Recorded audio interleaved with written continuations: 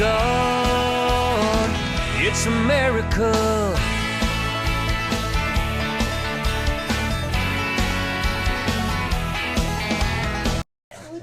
Yeah, let's do it again. Testing on a warm summer's evening on a train bound for nowhere. I met up with the gambler. We were both too tired to sleep. So we took turns of staring at the window at the darkness. The boredom overtook us, so he began to speak. He said, "Son, I've made a life out of reading people's faces and knowing what their cards were by the way they held their eyes. And if you don't mind me saying, I can see you're out of aces, so for a taste of your whiskey, I will give you some advice." Woo-hoo! So I handed him my bottle. He drank down my last swallow. Then he bummed a cigarette and asked me for a light.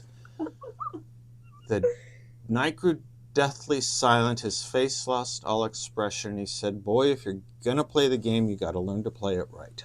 Yeah! Woo! Welcome to A Connection is a Connection, the show where we take a break from business talk and dive into the personal side of things. Today, we're sitting down with our guest, Seth Leibsohn, to uncover the stories, quirks, and passions that may make them tick. Let's have some fun and get to know them like never before. First, give a warm welcome to our guest, Seth. Woo! We are here to keep it light and fun, so let's jump into some questions. Before we get started, can you give us a brief introduction about yourself? Sure. I grew up in Phoenix. I was born in Phoenix. My daddy actually moved here in the 1930s, so our family's been here a really long time. Went to school here, left here after high school, college and grad school in California, lived in Texas for a little while, went to Boston where I went to law school, practiced a little law there and in D.C., then moved to D.C., where I got involved in politics and public policy and kind of the whole Washington, D.C. thing, where I got to work with, very privileged, got to work with some of my great heroes in the conservative movement, and started radio back then in 2004, so just a little over 20 years ago, started a national show there with someone I had been doing a great deal of work with named William Bennett. He started a morning show with Salem, which is the company that syndicates us. And we did a morning show there for quite a while. And as my parents were aging and kind of needing some help, I moved back to Phoenix about 12 or so years ago. And the local general manager here, which aired our morning show, asked me if I wanted to start a local show here. So now I am pleased to say, with the help of David, my producer, and others here, I host the longest running AM talk show in all of Arizona. That is incredible. Yeah. Do a few other things here and there, do some consulting, writing. I've written a few books for others, do a lot of speech writing for candidates. And my passion is youth mental and emotional health. So I've been involved in the drug prevention issue for a long time, chaired a big organization here, started a new one. So that's my passion when I'm not doing radio. That's amazing. We love that. Well, let's hop into some questions, and we're so happy to have Thank you. Thank you for having me. All right, Seth, you ready? I am ready. We'll see if I'm ready. Do I get scored graded on a curve? Hopefully. No. It's been a while. No. Okay. Now remember, anything goes. Okay. Real, raw. We barely edit. Yes. Be your true self. All right. And you're a fun guy. All right. Show it. All right. What's a tradition in your family or culture that holds deep meaning for you? Public service, especially in the realm of civil rights. I grew up in a house that was very committed to that sort of thing. And I remember, small story, maybe it says something big, I don't know, but I was privileged enough to go to a very, what some might consider high-priced or elite private school here in Arizona. And I remember on weekends, not every weekend, but at least once a month, my parents would get in our least nice car. We didn't have nice cars, but our least nice car, and drive me through Central and South Phoenix, so that I would always remember that how I live is not how everyone else lives, and there is another part of society that lives a quite different way. So I would do that. My dad would take me, he was a physician, he would take me on rounds when he would do weekend visits to the hospitals of those who couldn't afford health care in those days, or private medical care. He would volunteer his time and take me with him. They would take me to a lot of civil rights rallies. We were very committed to that issue. And I would say we were also very committed to the state of Israel. We were privileged to go as a very young boy. I was 1974 was our first trip to Wow. Israel, so it was right after the Yom Kippur War, and that was my first of many, many And trips how there. was your experience? I still remember it.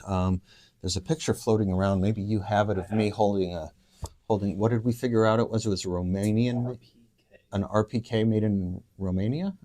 You'll have to show us Well, the yeah, picture. absolutely. Yeah. I think Carrie Lake sent it around at one point on Twitter, didn't she? I think she did. Anyway, David can send that to you. But yeah, Moshe Dayan gave us a tour of his house. It was a very upscale tour in those days. But they infused in us the importance of that connection to the state of Israel at a young age too. So civil rights and Zionism, which actually is a blended issue. It's really one and the same issue. I've always thought of the state of Israel, like the United States of America, is committed to civil rights like no other country in the world. So it's really of a piece. One country was created by God, and one country was blessed by God. Sure. And we kind of grew up with those I've never infusions. thought of it like that. That's Yeah. amazing. Mhm. Yeah. Wow. I was fortunate in college to, I can't tell my story without telling this. I was fortunate in college to find a professor who grabbed hold of me and changed my whole life and trajectory. I was a left-wing Democrat when I went off to school. I mean, even further than that. I was actually a socialist. I was a member of the Young Socialist Alliance. And I was the editor of the college paper. And there was a conservative professor, very well known in conservative circles. He had written speeches, famous speeches for Barry Goldwater, very well published, very well known. And he gave a big speech one day. And on a college campus, as you can imagine, he being conservative, he was opposed by, the culture of the college. And I wrote an editorial about his speech.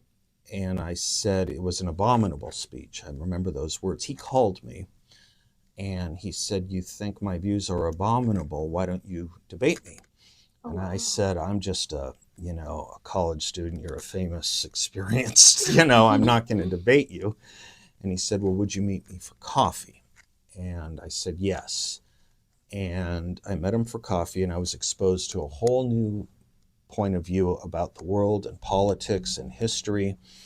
And he held my hand and never let go, so to speak. And I grabbed his, and he gave me a whole new outlook on life that set my career in Washington and radio and everything else. He passed away a little while ago. His name was Harry Jaffa, but he was probably the country's greatest Abraham Lincoln scholar and maybe Aristotle scholar. And anyway, I have to give credit to he being a huge influence on my life.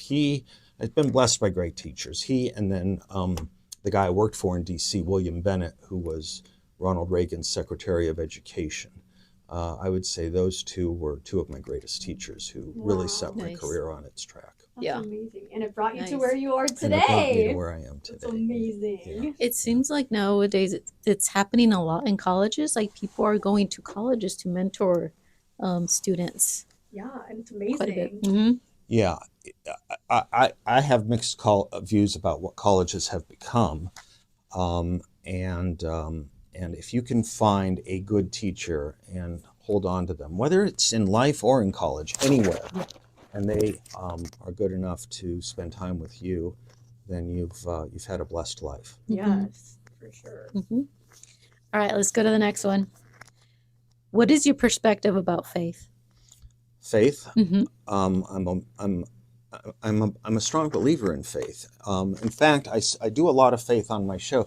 David, my producer, and I talk a lot about it. He is the son of a preacher man. His dad is a Protestant minister, and I do 2 hours a week that I would say are faith-based. One, from more of a Christian perspective, where I have two ladies come in, one of whom is a minister in the Christian faith. And then on Fridays, I do an hour with Rabbi Alush. The idea of which actually came from a colleague on this station named Charlie Kirk. Charlie Kirk often speaks about the importance of having having a Sabbath day on the weekends. Now, he does it, even though he's Christian, he does it on Saturdays. He does the Jewish Sabbath. Oh, wow. But he gave me the idea, and he knows Rabbi Alush well, he gave me the idea of spending some time on air promoting the concept of the Sabbath. And in that I had these ladies doing the Christian stuff on Wednesdays, I thought it would be a good thing going into Friday, because we do have a big part of our audience in the Jewish community, to do Rabbi Alush on Fridays. So faith infuses the show, I would say, as it infuses our country. Yeah, and our lives. And our lives. Yeah, absolutely. If you were paid $1,000 to embarrass yourself in public, what's the first thing you'd do? I would grab my trumpet. I almost became a professional trumpet player. Okay. When I was in high school. Kind of interested about my dad. He was such an interesting guy. Veteran of World War II, actually. Oh, wow. Fought in the Battle of Okinawa. And as I say, he was a physician. A lot of children of physicians and lawyers and professionals, their parents kind of encourage them to go into those kinds of things too. My dad wasn't like that. When I went to school, we had to learn a musical instrument in the 5th grade, and we picked trumpet for me. And Dad was big on that.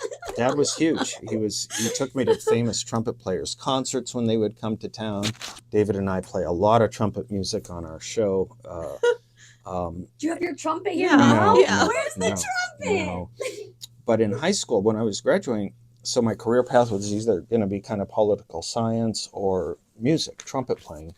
And I just couldn't play to the level I thought I should, that I could make. But Dad was very much encouraging of it. And so I really gave it up. And every once in a while I pull it out on Memorial Day. On Memorial Day, I play taps for the audience. I bring it out for Memorial Day and play taps for the audience. But that would embarrass me to try and play a song, or maybe to do some karaoke, which I have done from time to time with enough lubrication, but it usually ends up embarrassing. Okay. Well, we heard a little bit of your talking before. I love music. Music is huge, and David does too. And thank God we kind of like mostly the same era, which is nothing since 1997. And I think music history is fascinating. There's a lot of, you can learn a lot through history. And, you can learn a lot about history through music, because it's our culture. I was pointing out, there's a very famous song, you may be too young to remember it, called The Child is White, the Child is Black. And it was made famous by a band called Three Dog Night. Others have covered it, but I was just recounting the other day, it was actually written about the Brown versus Board of Education Supreme Court decision of 1954 about integrating children in schools. There's a lot of that through music that people don't know. They sing the songs, but they don't really know where it comes from. And you can learn a lot of history through music. That's amazing. So music is a big part of this show. That's Sure. awesome. Yeah. What's the most selfless thing someone has ever done for you? I've been the benefit of a lot of charity and selflessness, a lot. That's a really good question to answer on the fly, but that's a toughie. What's the most selfless thing anyone has ever done for me? I think when I was in law school in Boston, I didn't know anyone in Boston. A lot of local families would take me in for family meals and stuff, because they just kind of liked stuff I was doing in the community. That happened in grad school in Los Angeles. I don't know if I have a better example than just those kinds of kindnesses. People welcome me into their families. Sure. I'll have to think more on that. Maybe I'll get back to you. You know my biography better than anyone. Can you think of anything selfless someone has done for me? It could be even in your childhood, In or my childhood, yeah. your parents, or my parents were very generous people. They supported everything I did, agreed with almost none of it, which was, I guess, selfless. You know, they were very resistant to my political perspective, but they endowed and encouraged and supported it. There's an old line from Gandhi that goes something along the lines of, you may not know what you're about to do in life and how important it is, but it's very important that you do it. And I don't think my parents knew that quote, but they kind of lived it. There's a Talmudic version of it that Elie Wiesel writes in his book Souls on Fire, which is about the Hasidic movement. There's a Talmudic line that when we die, we're not going to be asked why we weren't more like one person or another, why we weren't more like this person or that, but why we weren't more like ourselves. And that, again, without my parents maybe knowing these philosophical or historical touch points, kind of lived it for us or pressed us in those directions. Sure. That would be selfless. Amazing. Yeah, there you go. Yeah. Even when it was against their, predilections. Yeah. What's the most embarrassing thing that's ever happened to you in a bathroom? In a bathroom. Uh-huh. Happened right over here. Oh, no. Yeah. Should I? Okay. You may have to be editing on this section. I walked in one day to the restroom here on our floor, and there was an old man wearing plaid pants who was, old. He was like probably 80 or something. And his zipper was caught. He couldn't get his zipper up, and his, because he's old and he had a little arthritic and a little tremulous fingers. And I offered to help him. And what are you going to do? It's just the two of us. And I'm just sitting there thinking, please, I hope no one else comes in, because I'm helping him zip up his pants. And the zipper really was stuck.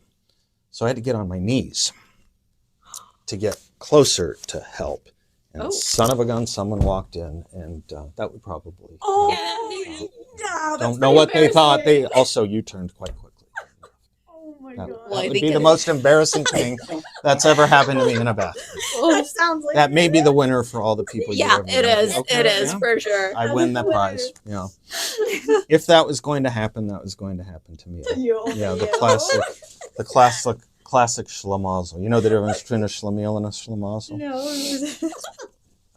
The schlemiel is someone who spills their soup. The schlemazel is the person who Is that gets Yiddish? spilled on. Yeah. The Yiddish, schlemazel is who gets... Yeah. I'm the schlemazel. Oh my God. Yeah.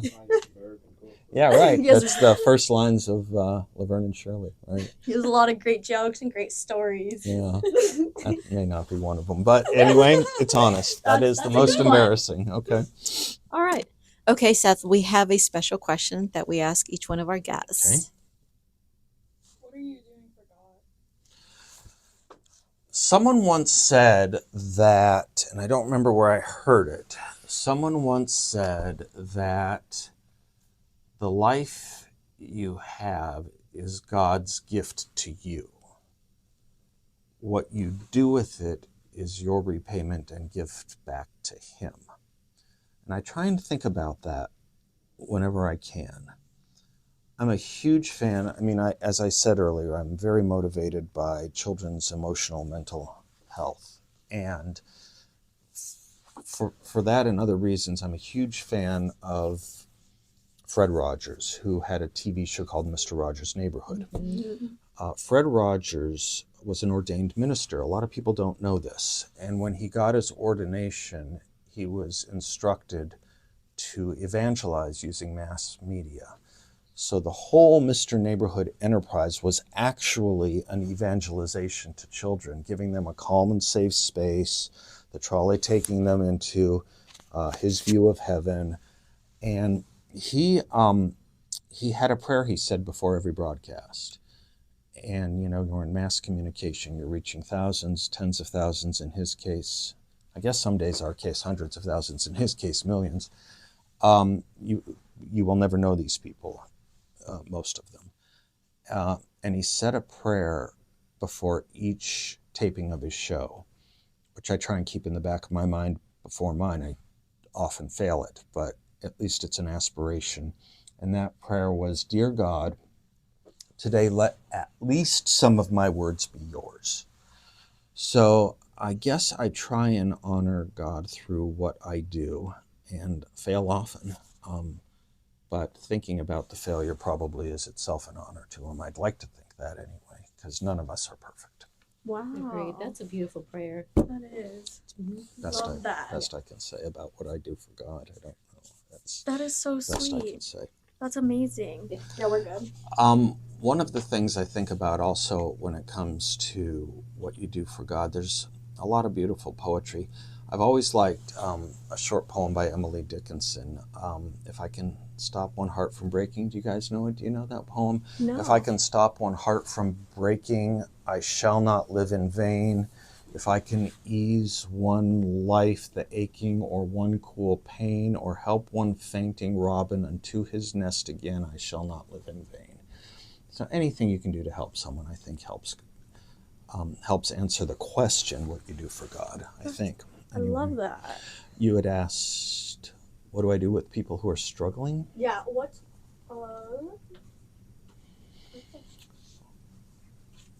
do I do? What do I tell people who are struggling? What advice would you give to someone who's struggling right now? Abraham Lincoln told the story that there was a king once upon a time who summoned all the wise men from the community to give him the best piece of advice they would all agree upon. If all the wise men of the community could come together and give him one piece of advice, this king asked, what would that piece of advice be? And they all said in unison, this too shall pass. I would tell people that everyone goes through struggles. Some are visible, some are less visible. Everyone is struggling with something, and it will pass. I think if we can empathize more than sympathize, the difference between sympathy and empathy is how close you are to that person in their struggle. Think of the story of the guy walking down the street, falls in a manhole, and is shouting for help on a crowded, busy street. And a policeman walks by, and he's on his way to another emergency, and the man yells up for help to the policeman, and the policeman says, I can't help you right now, I can't help you right now, but if you have your phone, call 911. And the guy didn't have a phone, and he sees a priest running by, and he's yelling up for the priest, and the priest says, I'm in a rush, I can't help you, but I have a prayer in my pocket, and I'll send it down to you, I'll throw it down to you. He throws down the prayer. Another guy's running by, not necessarily anyone the guy in the hole knew, and he's shouting for help, and the guy running by jumps into the hole with him. And the guy who first fell in the hole said, you idiot, now we're both stuck here. And the guy who jumped in said, no, it's not that, it's that I've been in here before and I know the way out. So I think that if you can kind of do that with people who are struggling, that's what we aim for. Wow. Awesome. What is the one thing you put on your bucket list?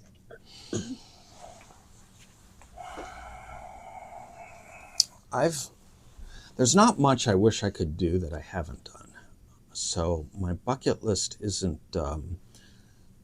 big and deep, but if I can point to that one robin someday who I know I've put back in their nest again, then I'll be happy. Wow, that's amazing. Yeah. I love that. Yeah, I mean, a lot of people have travel ideas or destinations. I've been most places I want to go. I mean, I'm always open to something, but I just want to know that the life we've lived here with the gifts we've been given were meaningful. That would be a nice bucket fulfillment, to know that the efforts we engaged in bore fruit. That's beautiful. I love that.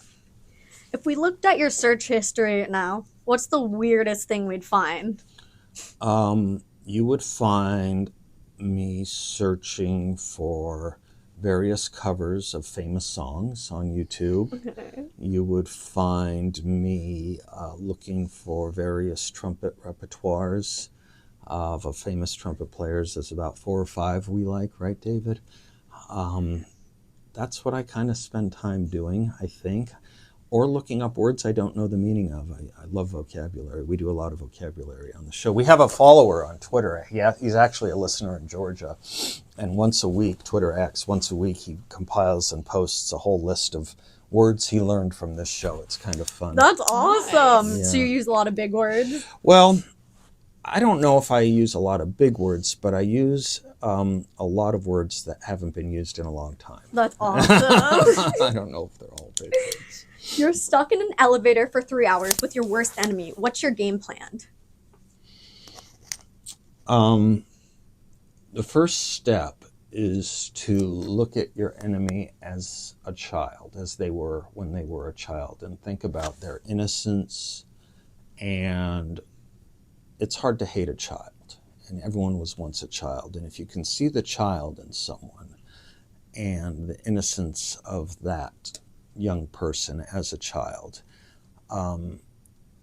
who's got nothing but wonderment about the world and nothing but decency probably in their heart, unless they were the spawn of Satan or something. I think that's the first task. Try and envision that person as a child and go from there. Probably breaks a lot of ice. Yeah. That's a good way of looking That's at a it. really good way of looking at it. That would be the first thing I'd try to do. Awesome. Okay, what story do your friends still give you crap about to this day? The clothes I wore in college. What'd you wear? They said Phoenix was about 10 or 15 years behind the fashions of the rest of the country in those days. So, I go to college in Southern California, which is kind of hip, but I'm coming from Phoenix. And so, the Guess acid-washed jeans, certain sweater vests, they still make fun of me for that kind of stuff. That's so funny. Yeah, my awkwardness. I'm a fidgety kind of awkward guy. They make fun of me for that. That makes you, though. Well, that's the target. What's the most ridiculous thing you believed as a kid? That the most ridiculous thing I believed as a kid. The most ridiculous thing I believed as a kid. This is a serious point. We all grew up with a certain canon of children's stories or children's books and fairy tales. It was always fun to go into a bookstore as an adult to the children's section to see the old classics that you grew up with, whether it was Make Way for Ducklings or Dr. Seuss or The Hungry Caterpillar. Anyway, we all know and have a list of these books. And the fairy tales and the stories that our parents would tell us at night, I think, and this is, I'm sorry to make it a serious point, but it is a serious point. I think we grew up believing that everyone else got these stories too, had the advantage of knowing these stories and these moral tales, these books and lessons in life, and that we needed to know them to get along in civil society with one another. And it turns out as you get older and older and older, you find out not everyone had those stories. Not everyone learned those lessons. And you're constantly pushing up against a wall or a window or a barrier, thinking that everyone you interact with is on the same ethical, moral, philosophical plane, and they're just not. Growing up believing everyone believed the same things I did is probably the short way to summarize that point. That would be one thing. I still believe in Sasquatch, so I can't give you that as an answer. Bigfoot, I think Bigfoot exists, or did until recently, though a lot of people would think that would be silly, but I maintain that it's not. Well, Exactly. There's videos out there. There's videos out there. Well, there's one. There's one that has not been debunked. And it doesn't seem odd to me that there can be feral children, which we know there are, and that people can be 7'5", which we know they are. So it's just not odd to me that just could an exist. interesting. Yeah. Loch Ness Monster, not so much. No monster. Not so much. Well, awesome. That is it for our questions. Okay, good. Thank you, Seth, for taking the time out of your day My to be here with pleasure. us. Can you tell us a little bit about your business and how can people connect with you? Sure. So mostly through radio. I'm on 3 to 6 every afternoon, Monday through Friday on 960 AM. If they don't listen live on radio, they can listen through our website, 960thepatriot.com. We also have an app on your phone. You can listen anytime you want, live or not, commercial free. And we're on a lot of different podcast platforms too, from Apple to Omni and stuff. People can listen anytime. That would be one. And if they want to help in our project to prevent children from using drugs, Coalition for Youth Drug Abuse Prevention is the group I started with a bunch of folks, and the stopstartshere.org is that website, the stopstartshere.org. Those would be the two best ways. That's amazing. Well, thank you Thank so you. much. We've had a great time with you, and stay tuned for the next interview. Arms, one nation under God. It's America.